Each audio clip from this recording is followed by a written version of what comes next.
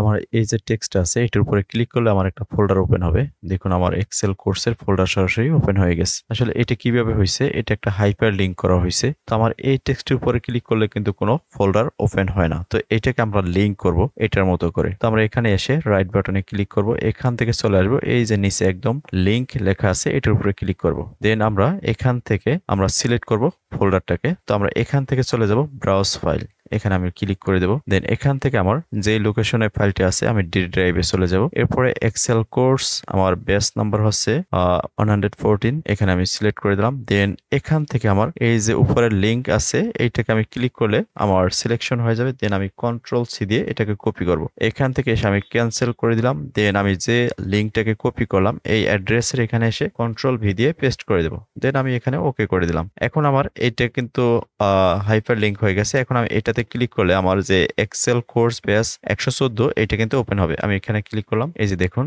Excel batch 114 আমার সরাসরি এই ফোল্ডারের ভিতরে নিয়ে আসছে। এটা হচ্ছে hyperlink. Microsoft Excel professional কোর্সে ভর্তি চলছে। যারা কোর্স করতে আগ্রহী সরাসরি আমার সাথে যোগাযোগ করতে পারেন, আমার পেজে নাম্বার দেওয়া আছে। ভিডিওটি ভালো লাগলে শেয়ার করে দিতে পারেন আপনার বন্ধুদের সাথে। ধন্যবাদ।